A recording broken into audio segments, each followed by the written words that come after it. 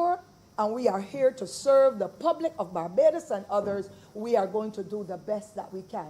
And so I highly commend the Honorable Attorney General and the team that would have been working together. And indeed, this government, at this time when we are going through so many challenges, will bring this resolution to the fore so that Barbadians can get a relief at the end of the day, coming so close to Emancipation Day, to know the government cares about you.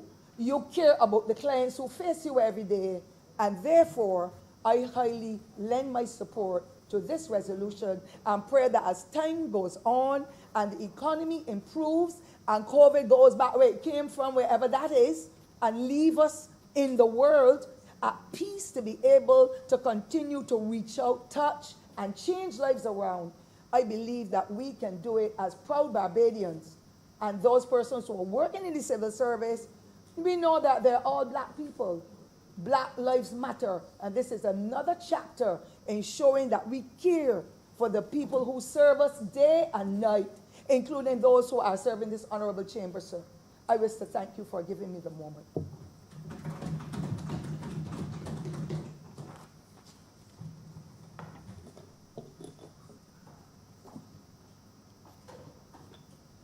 Honorable Member put on the mic.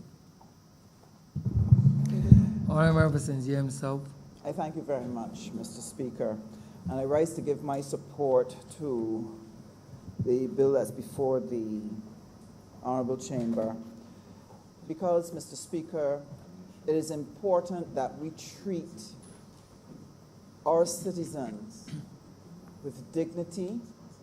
It is important that we understand and be responsive to their needs, that we see beyond using people to get work done without caring for their status, without caring for the security of tenure, without caring about the impact we have when we are tardy in regularizing their status.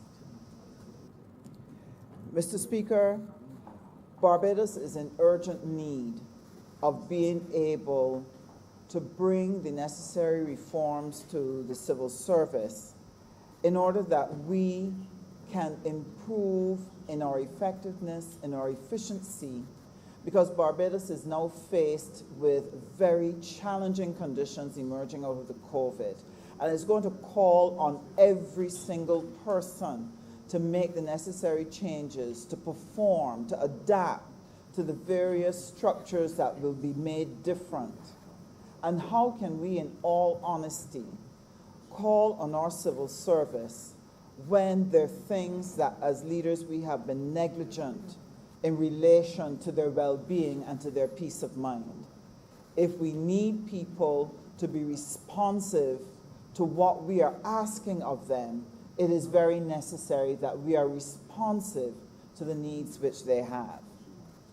I have to share, Mr. Speaker, that on coming into office, one of the things I was confronted with within the first 3 to 4 weeks of taking up position was to have some civil servants quietly come to my door and ask, "Ma'am, can I have a word with you?" And the story was forever the same. Even in my constituency, people would seek me out and they would put their case before me. I have been in the service for 14 years. I've been in the service for 7 years. I've been in the service for 6 years, and I have not been appointed. And to be honest, sir, I was shocked to discover that this was the case.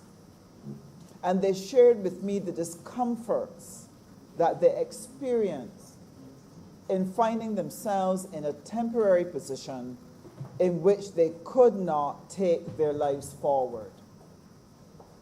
Some felt and some believed that perhaps it was purpose work. Some felt it was a form of victimization.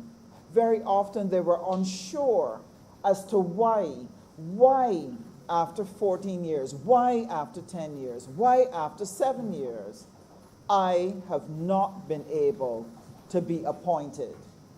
Is there a problem with my work? Is there a problem with me in my relationships with team members? What is it that I am failing in that has caused me to be singled out, not to be appointed? Mr. Speaker, I would have been unable to respond to explain to them why a government would be negligent in ensuring that people were appointed. I was unable to explain to them why it was taking so long. And what brought me great regret is I remember when the Barbados Labour Party administration in 2007, between 2006 and 2007, I remember that we had made the determination that we were going to appoint officers who had been serving for over 4 years within the service, that we were going to regularize their status. Why? Because we recognized that these persons were unable to go and get a loan. Now, in some cases, Mr. Speaker, they may have had a child that they wanted to support to go to further their education, maybe overseas, and they needed to get a loan in order to facilitate that dream of their child. But they could not because the lending agencies were reluctant to take a risk on giving someone who was not appointed. Some were living in conditions, Mr. Speaker, where they may have been living at their mother's house. The house was now in disrepair and in urgent need of being renovated.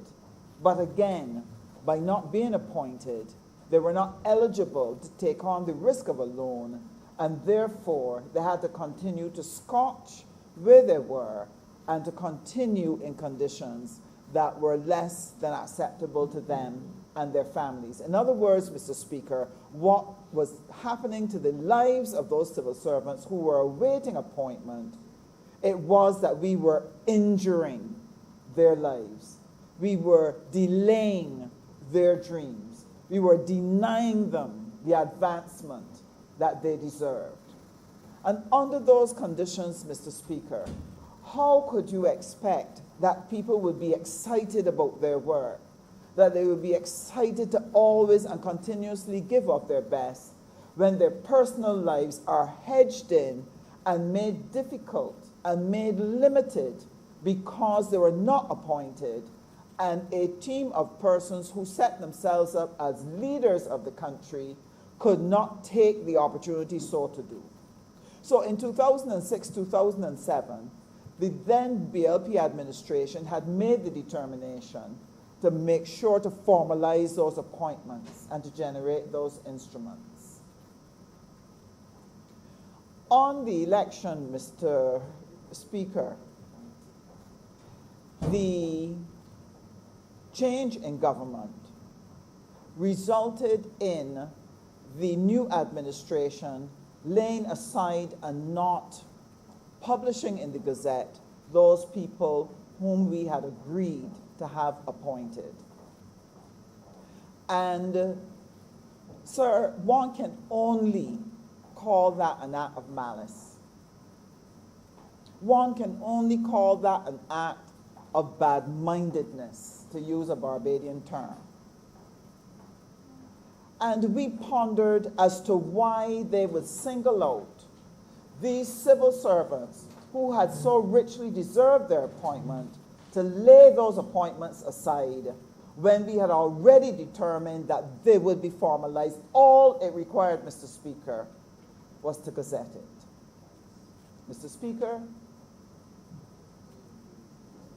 I know that we have to use our language carefully when speaking of different administrations, but I will tell you, I was deeply disappointed by an administration that had tried to characterize itself as one that cares for people, that cares for the small man, the ones who are the saviors of Barbados. To do that to thousands of civil servants, to deny them by refusing to gazette it, I think was an act of malice and unworthy of that party. That is why today I am happy, I am delighted, I am glad that we are taking the opportunity here and now to regularize the status of these workers. Sir, it is going to be too late to bring value to some people, because I've met some civil servants who are retiring this year, early next year. Too short now to bring value to them. But I'm hoping for those that it will be able to help them put things right and give them security of tenure and, more importantly, peace of mind, that they now will take the opportunity to be able to move forward with their lives and to be able to do all the things for their family that they want to do, because they now have been able to be in a job in which they are secure in relation to their job. Mr. Speaker, I feel strongly that this will be of great benefit to the civil service.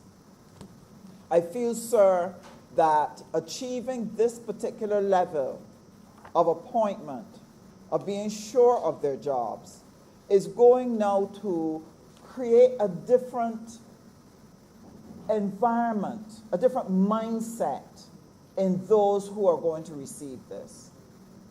Sir, I believe that this will act as a powerful motivator to them, to cause them to be willing now that some of this pressure is removed from off of their heads, removed from off of their families, that when we give the call, Mr. Speaker, to rise to the occasion, to move to another level, that they would be willing to so do. One of the things, Mr. Speaker, that needs to be addressed within the civil service in relation to jobs and in relation to people is that we have to be able to find a way to change the morale of civil servants. I believe, Mr. Speaker, that when people get up on mornings, they should look forward to going to work. I believe that when they get up on mornings, they must feel a sense of importance in terms of the job that they're going to, that their job matters, and how well they execute that job means something to the well-being of people.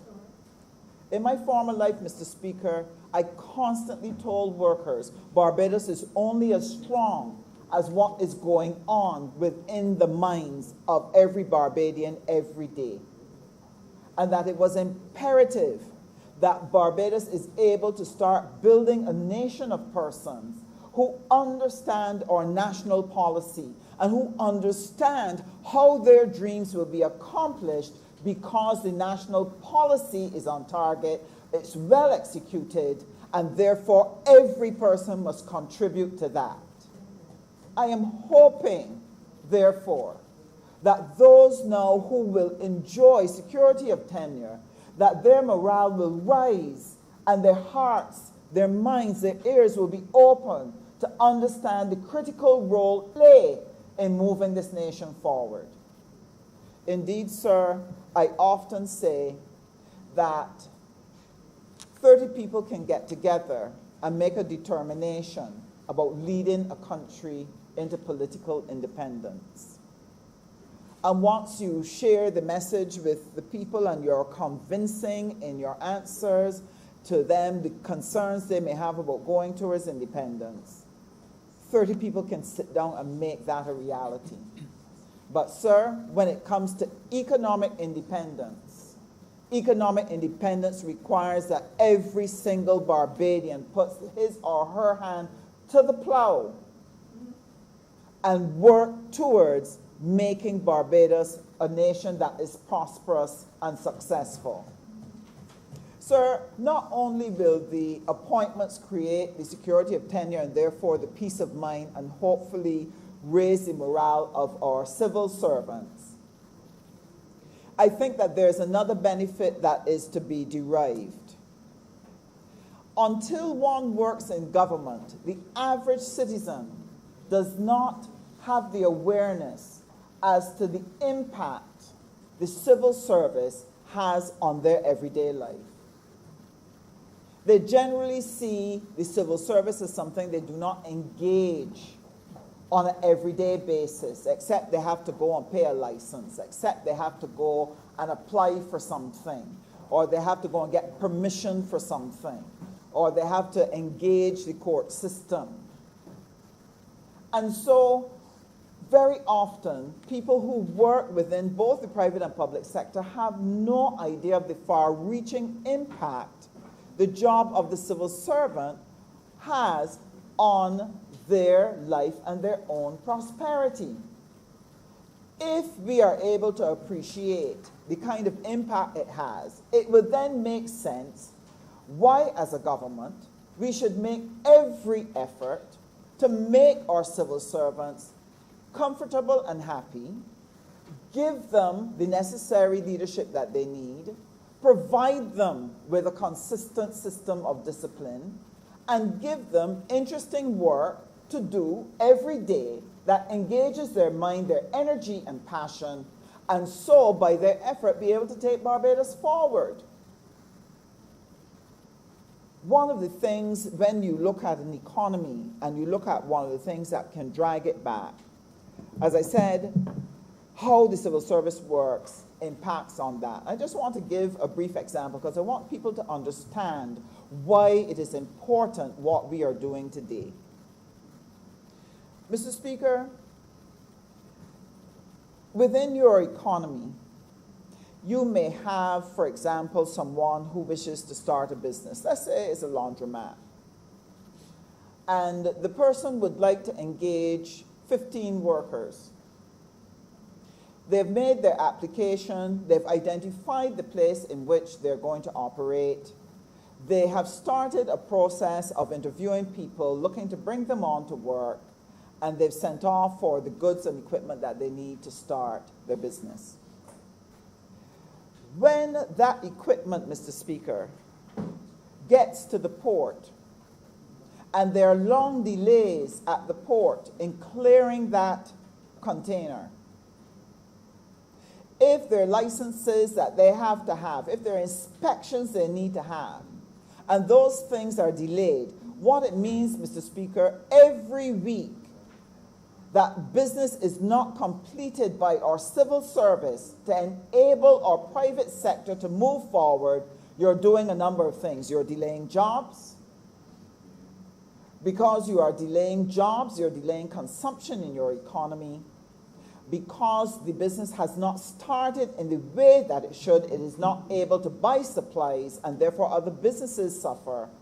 And because they're not generating a profit as yet, government cannot get revenues. Just, sir, because of delays at the port, delays in getting licenses, delays in getting inspections. Therefore, a demotivated civil service, a civil service that has other concerns, because they're not comfortable in the environment, will find that they may not focus in performing those everyday tasks with the speed and dispatch that the economy requires. Therefore, regularizing the status of those workers is one of the means of helping to improve the output and productivity of the service, and therefore fueling growth and energy into your wider economy. That's one of the reasons why it's so important. That is why it's counterproductive to frustrate your civil service. And so, Mr. Speaker, what we have done today, as was shared earlier, this Barbados Labour Party can focus on things large and small. We can deal with the external and the internal. We can walk and chew gum. What we are seeking to do today is to ensure that we do not continue to leave people behind. And when we fail to regularize their status, we are causing a set of civil servants to be left behind. And that would never accord with our philosophy, it will never accord with our values, it will never accord with our heart. One of the things I was very pleased to be able to say, as I shared with you, I had civil servants both in my constituency and in ministries who put the question, when am I going to get appointed? So I'm very happy to be able to report to them that this administration that cares about people, that cares about their well-being, we have taken the step today to regularize their situation. That we are indeed, as is mentioned, to make wrong things right, because it's the honest and right thing to do.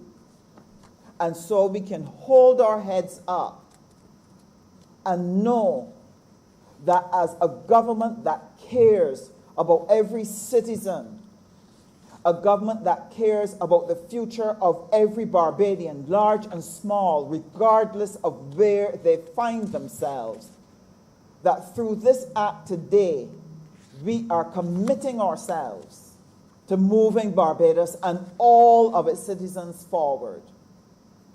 And we're asking the civil service to work with us. We've got a lot of work ahead of us to do. The cabinet under the Prime Minister has made a lot of effort to put things in place to help us weather our COVID. But it will mean changes. It will mean changes in how our civil service works. So we're going to be calling on them to rise to the occasion again. We're going to be calling on them to look at improvements that need to take place in the way in which we do business in the civil service. We're going to be asking of them to participate in the training. We're going to be asking of them to participate in the changing of our processes so that we can be more efficient and accomplish more as a government and therefore accomplish more as a nation. And I would have been embarrassed to have to ask them to so do if we had not done what we did today in ensuring that we've regularized their status. And I trust it would bless them, it would bless their families, it would bless the community, and more importantly, that it would bless the entire nation of Barbados. Mr. Speaker, I'm obliged to you. Honourable Member for St. Philip West. Thank you very much, Mr. Speaker. You know, this is, again, another example of this administration following the mantra, a better life for our people. Mr. Speaker, I would be fairly passionate about this because I remember as a young man leaving school that it was under this very Barbados Labour Party that I was employed and then appointed to a position at government industrial schools. And I know from experience how I felt having to be basically at the particular point in time outside of my mom, the next breadwinner in the household. And the security of being able to know that as a young man, I had the opportunity to go to a bank or a credit union or whatever, with some sort of a secure job that could help to propel me to get the things that I needed. It's extremely, and I can't state it enough, extremely important to me as an individual. So I can understand quite well what this means for those persons who are going to benefit from getting their appointments. And I don't fool myself, because, Mr. Speaker, while we sit here and we can pontificate about, you know, how great this is and all of this, and some people could talk about all the problems that they face with changing of governments and other things, there's a constant within the civil service, which I think oftentimes we don't pay a lot of attention to. I think oftentimes we don't celebrate it enough. We can always find the times when we can criticize. But the truth is, administrations will come and go. But those civil servants are the ones who have to carry on the work, regardless of which political party is in. And there comes a time when we as individuals, not as politicians, not as doctors and lawyers and all that, not as that, but as individuals, must be able to recognize the role that the civil service plays. You also need, and I heard one of my colleagues speak about motivating people. We need to be part and parcel of that. We need to let people know that what they do is appreciated. We need also to let them know that what they do is very important to the survival of every single individual on this 166 square miles. And so, Mr. Speaker, I don't even know if I can find the words to describe how I actually feel at this moment. To know that members of my constituency who have been coming to me on a regular basis since 2018 and asking about this very issue, concerned in the current economic situations that we find ourselves in, wondering what will become of them, that we can put all of those fears to rest by making this move that we are making here today. I want to say publicly to those persons who are going to benefit from this, thank you. And I want to say, in whatever department you find yourselves in, thank you for the service that you have given to this country, time and time again. Like politicians, it is a thankless job. I know. I used to be in the civil service myself. It is thankless. But we do not come to the world for thanks. We do what we have to do because it is what many of us are called to do. Not that we wake up in the morning and decide that this is what we are going to do. Some people think so. But we are called to do certain things. And you have to do it to the best of your ability, regardless of what may come your way. And so the same way that we can pat each other on the backs as politicians, and I heard a lot of glowing things over the last couple of days, we must also find time to do the same for those persons within the civil service who really continue to do the work that they do at a high level.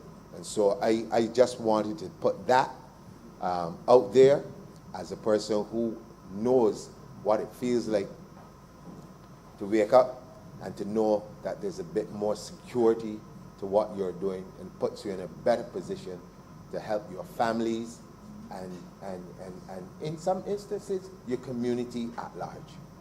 And so I believe that those people now can go out and think about it, Mr. Speaker. They can go out, they can go to the credit unions, they can begin to do the little repairs on the homes that they wanted to do. They probably could buy that vehicle that they needed to get in order to get them to the job in a more timely manner. All of these things have little spin-offs. And when human beings are confident, and I don't want people to miss this, because when people are confident, they excel, they're more progressive, they're more productive. And that can only augur well for the society at large. And so this is, in my mind, probably one of the most exciting, but probably one of the most influential things that we've been able to accomplish in the last 2 years. It might not look like one of the sexy things, because I know lots of people like to see things, that they can touch tangible things. They want to see buildings, they want to see roads fixed, they want to see all of these kind of things. But this, Mr. Speaker, this touches people at the core of their lives. Security, the ability to plan ahead, the ability to see a future. This, to me, is what it is all about when you talk about creating a better life for your people. This is at the root of it, giving people a sense of security and peace of mind. And so I want to commend all of those persons who would have been working on this, because I know this would not have been an easy task, knowing the very numbers, the sheer numbers of people who are going to benefit from this. But I also want to put this out there too, that after this exercise is done, that the next step, if it is for us, to be motivating people to come to work, to do that which you are supposed to do, then, Mr. Speaker, I think if we have to do that also after this, it puts me in a position where I would have to wonder, what more motivation could a person want than to know that they are secure in what they do?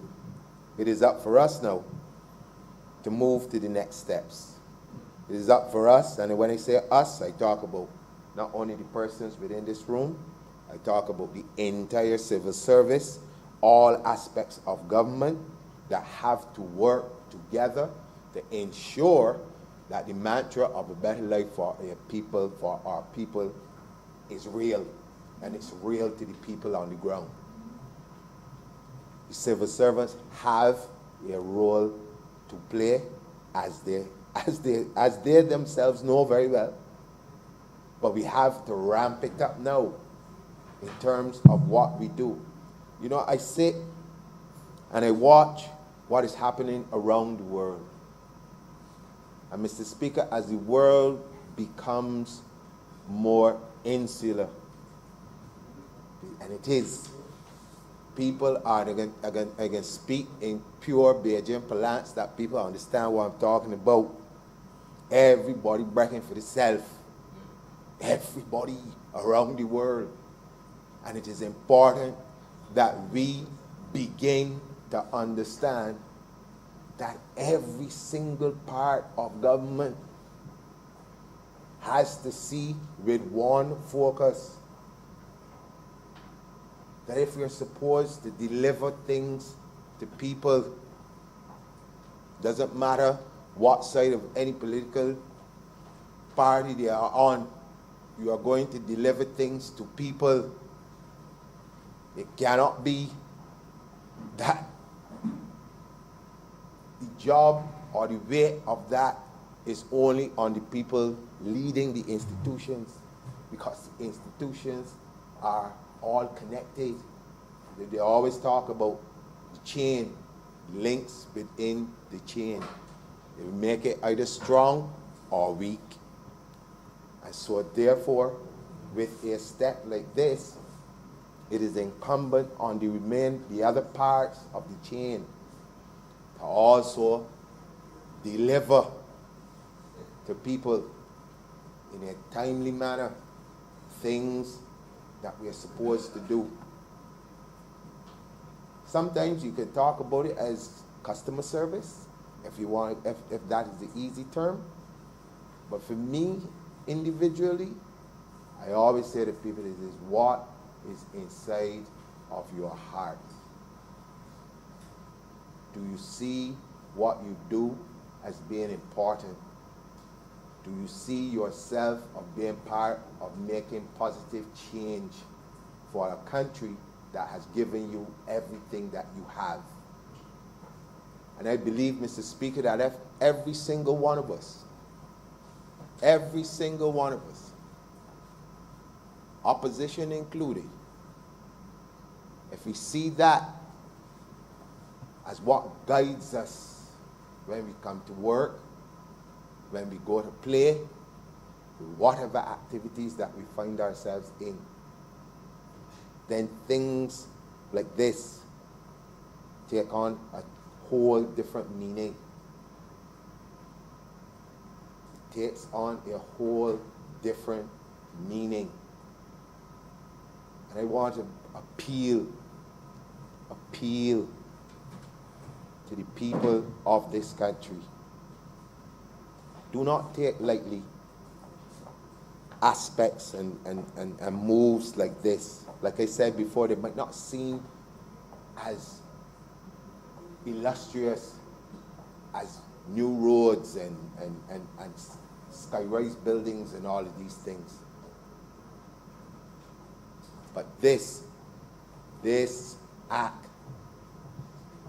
children benefit, older folks who have to be taken care of by others. I mean, I can spell it out for you, but I don't think I have to. But it is important that we see how important things like this mean to human beings and to their ability to be engaged and also involved in pushing this country forward. And so I support this, and I wouldn't take up any more of your time, Mr. Speaker. Just enough to say that this is, if I were still a singing man, I would probably sing "Oh Happy Day." But seeing that I don't anymore, I would just simply say, on behalf of the people who I represent in St. Philip West, that I know who are going to benefit from this, my friends, oh happy day. I'm obliged to you, sir. Honorable Member St. Joseph. Please turn on the mic, sir. I like the all automatic kinds, you know.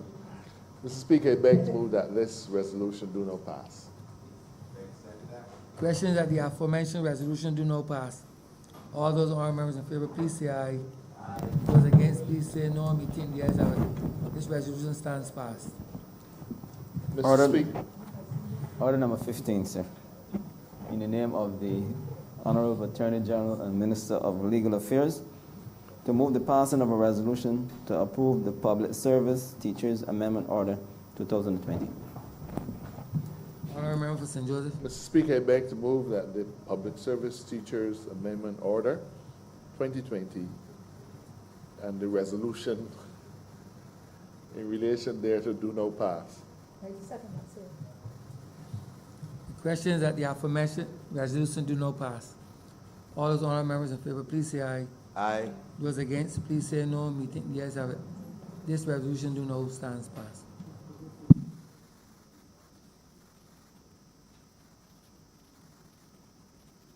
Order number 1, sir.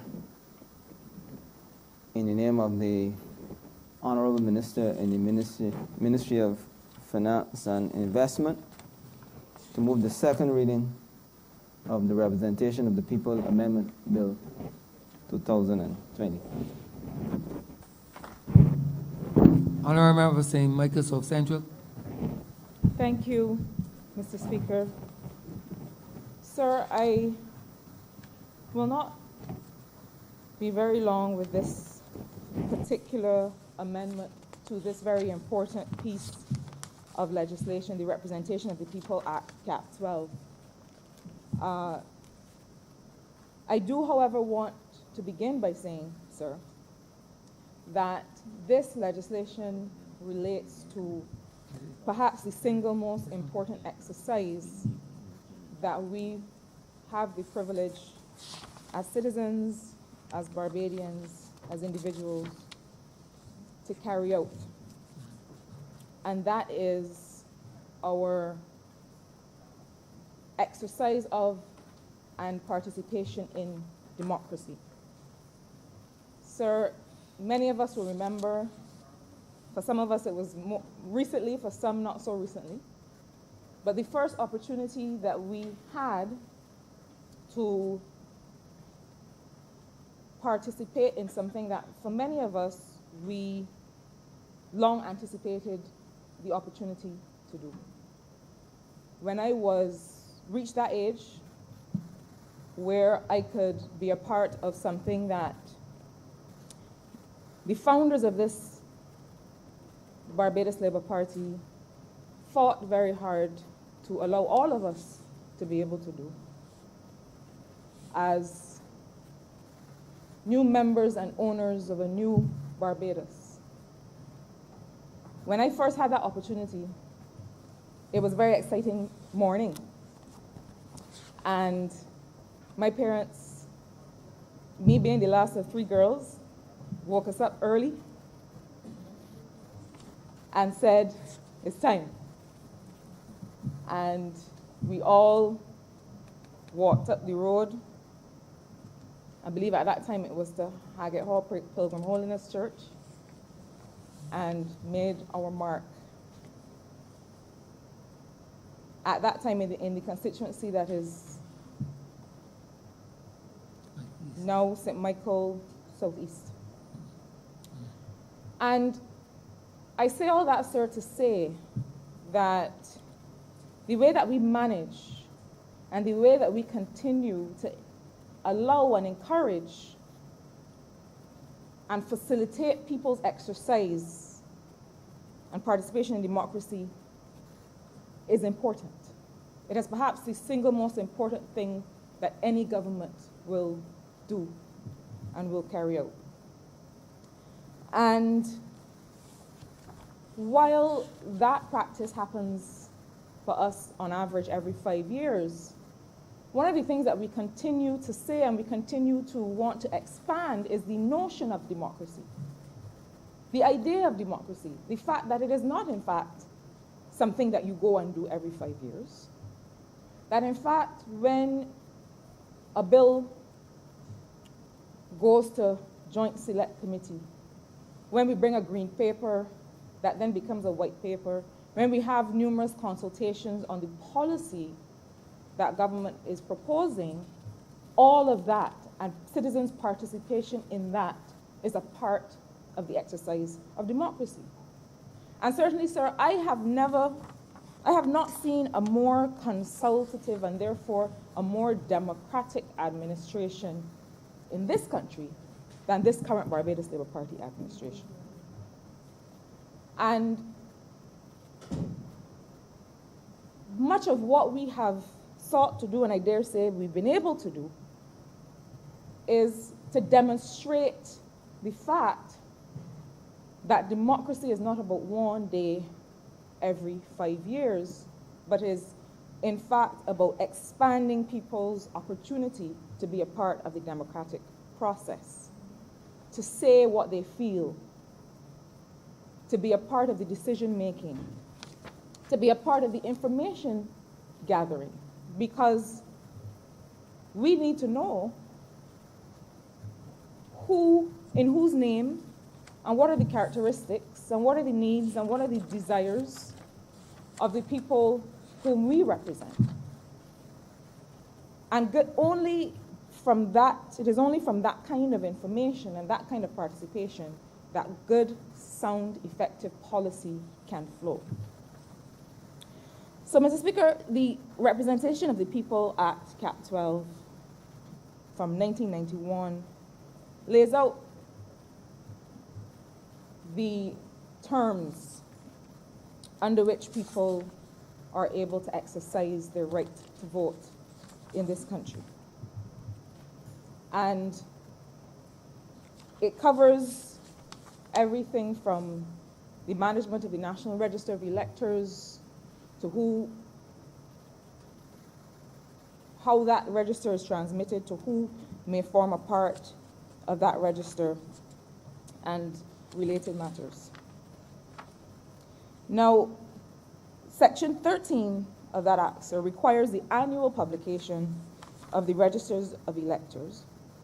Section 14 requires the publishing of a revised register and a register for elections, a revised register of foreign service electors, and a register for elections for foreign service electors entitled to vote at any elections. Section 9 of that Act identifies those people who should remain registered as electors and those that are to be deleted from the register of electors. And before I come, sir, to the specific purpose of these small amendments to this bill, I have to say that the gravity and the importance of the exercise of every citizen's exercise of their democratic right and democratic freedom is one that we have to guard very, very carefully and very closely. It is not a small thing.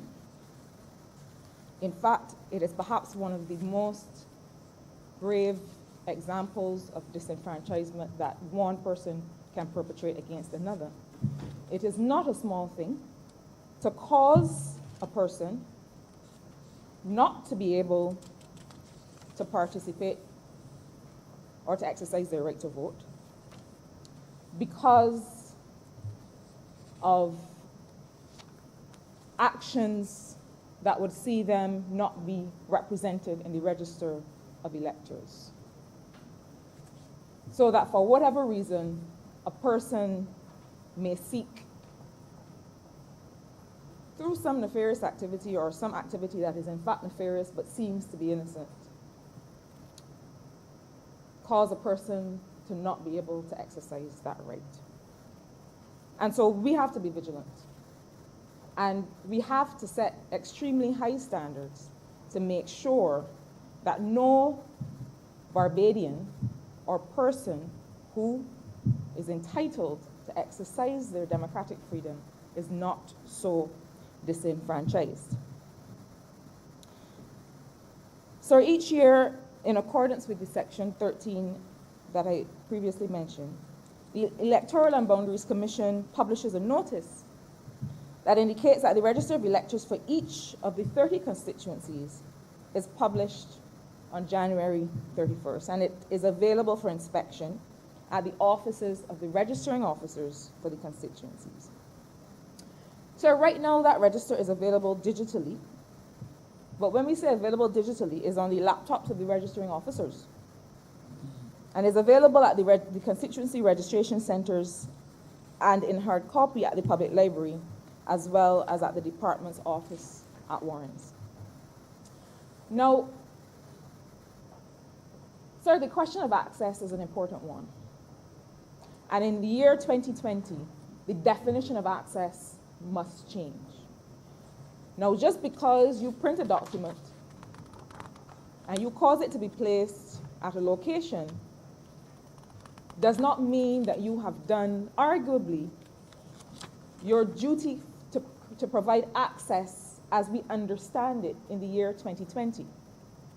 Sir, this Barbados Labour Party administration has realized that the definition of access and the mandate of enfranchisement means that we have to meet people where they are.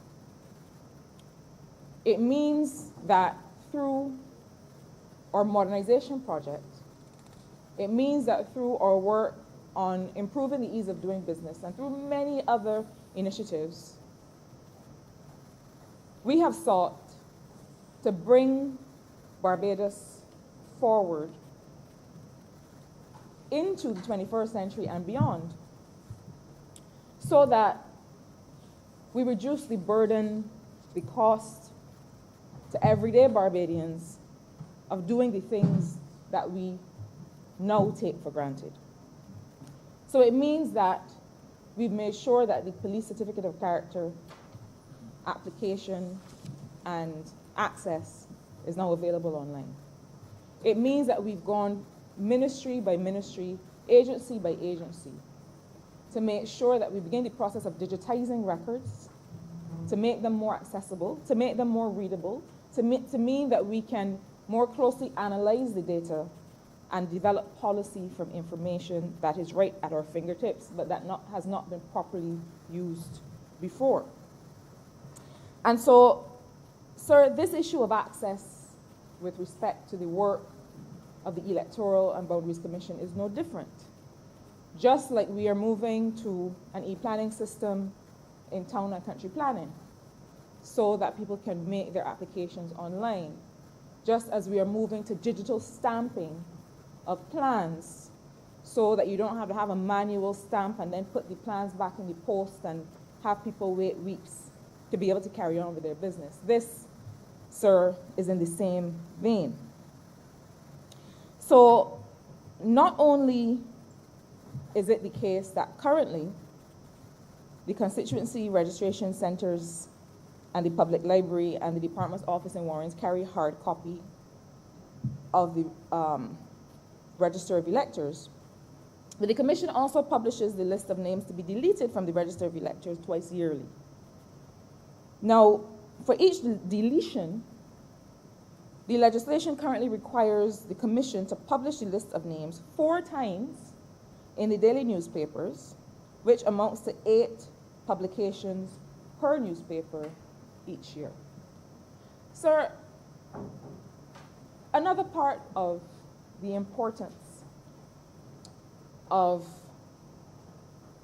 making sure we use less paper, making sure that we move into an online environment, has also to do with our fiscal and financial reality.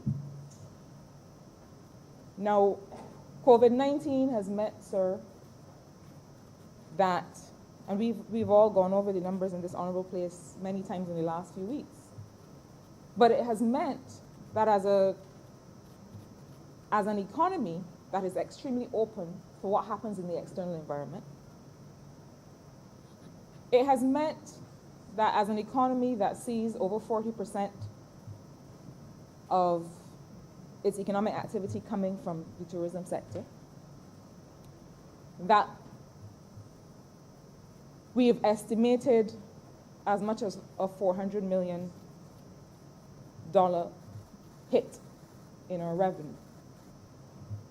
It means that we've had to increase expenditure in social protection so that people suddenly found themselves separated from their work could survive. It means that we've had to make tremendous expenditure in the retrofitting of Harrison Point and similar facilities. It means that we have increased expenditure in a number of ways while we have not been taking revenue in. So, sir, every cent counts in an environment such as this. And the fact is that notwithstanding the reduced rates agreed with the publication providers, the cost of the annual publication of names, as well as the publishing of the notice relating to the publication of the register of electors, is approximately $482,000.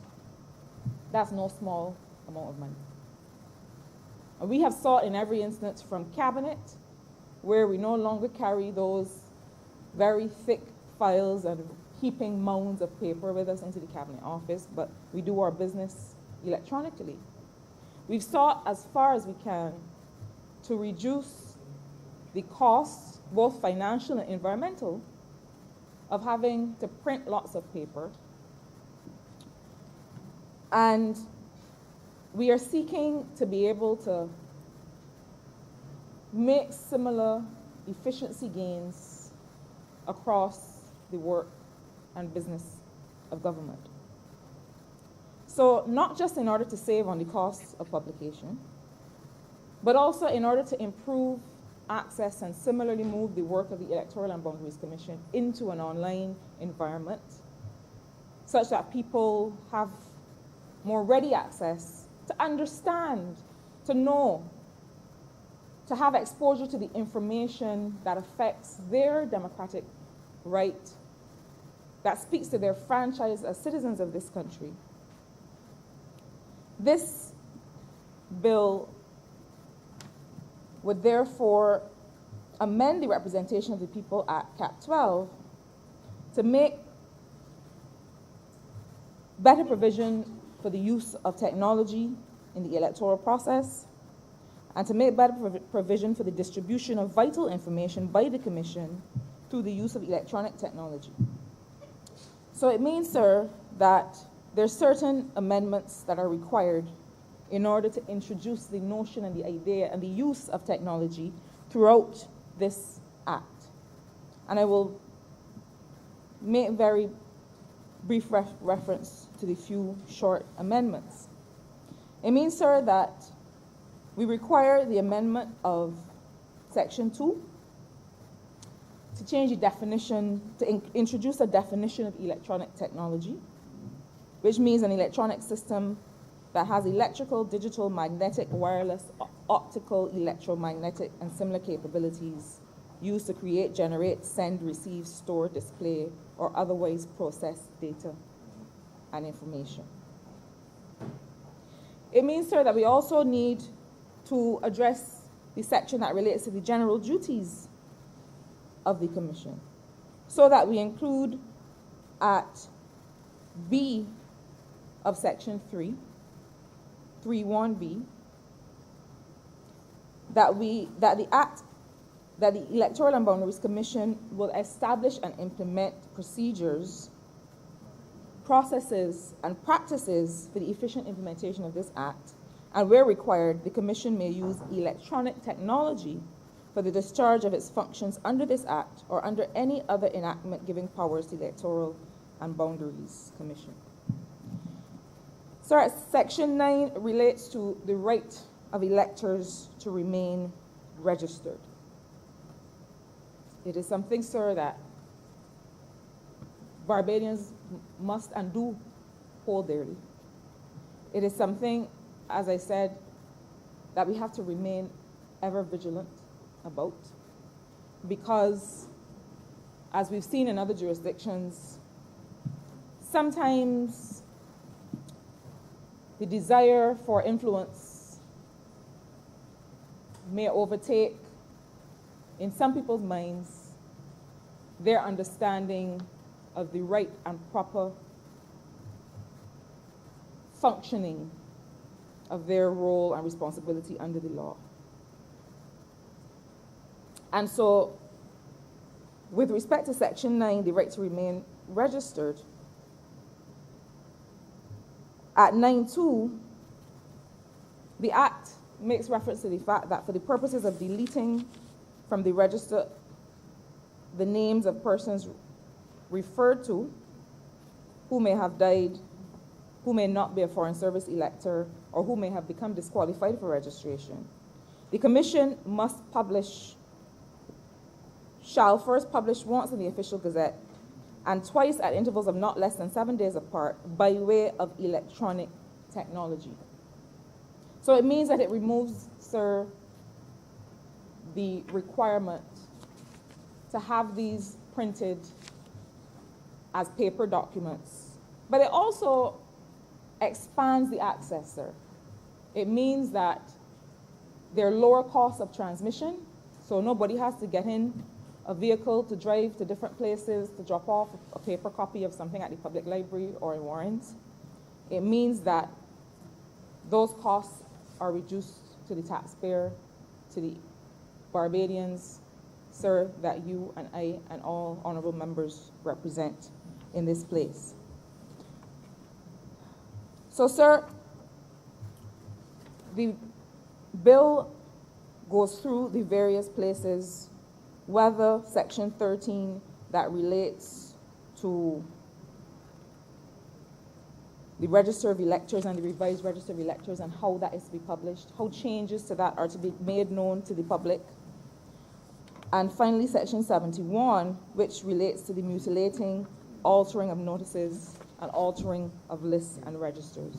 And it simply inserts in those places reference to the term electronic technology, so that rather than having to spend $482,000 in order to make this information known to the public, that cost is removed. and people have better access to the information that affects their very lives and existence and enfranchisement in this country. But sir, before I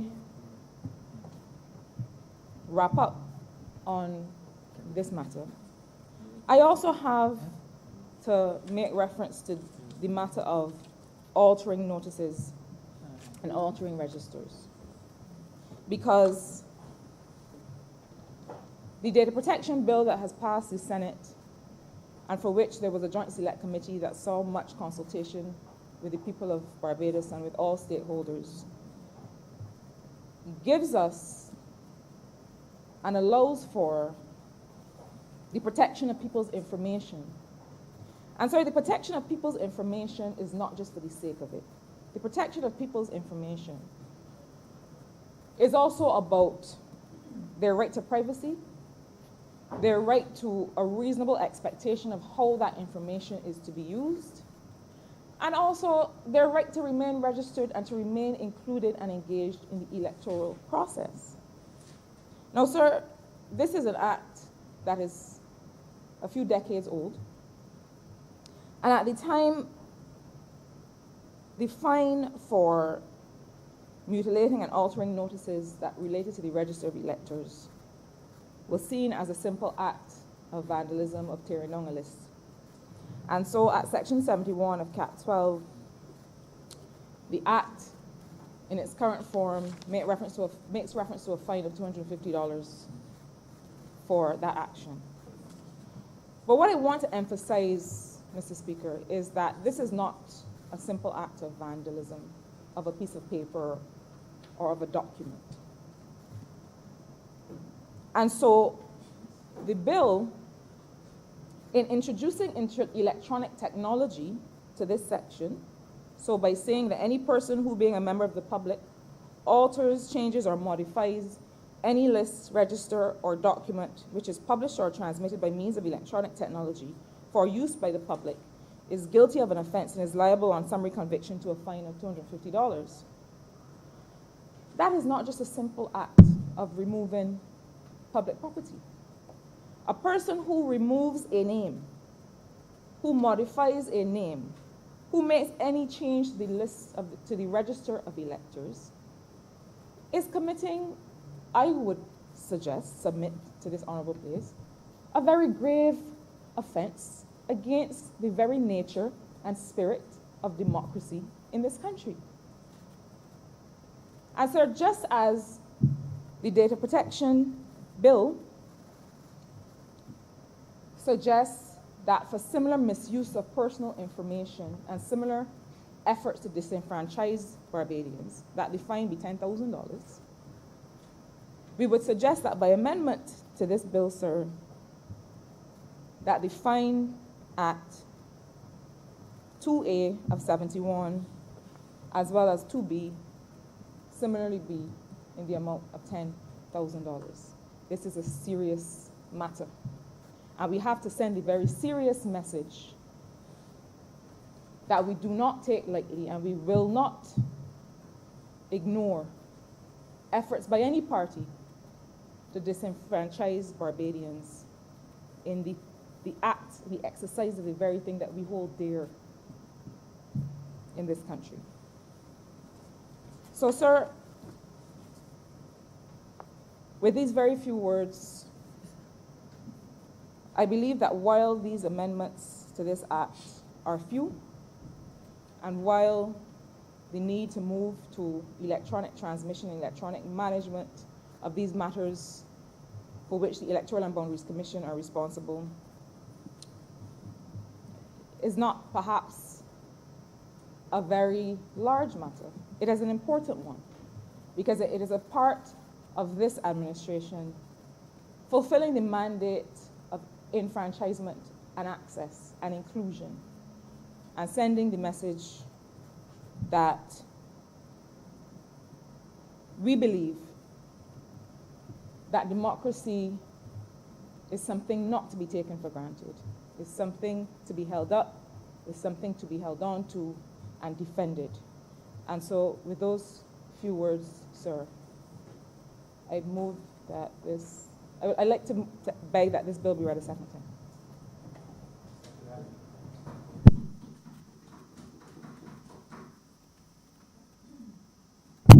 Honorable Leader of the Opposition. Thank you very much, sir. Just a couple of brief comments. To use the occasion of the debate on this amendment to the Representation of People Act. And firstly, I would want to take the opportunity to repeat, and not for the first time repeat, call I have made for public financing legislation, elections in Barbados, functioning of political parties in Barbados. In fact, I do recall that the honorable member who last spoke in one of her more recent submissions also made a call for campaign financing, electoral financing. I would like to put it in a broader frame. I think the honorable member who last spoke also rightly identified democracy as a value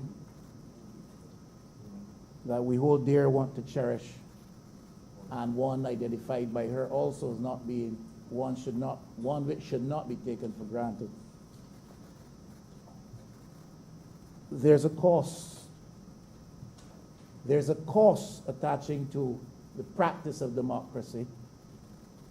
There is a cost attaching to the preservation of democracy. But I think the price can never be too high.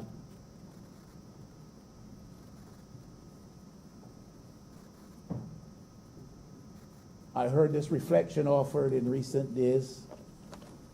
It is something to which I really do subscribe. Honorable member speaks to change this to $10,000.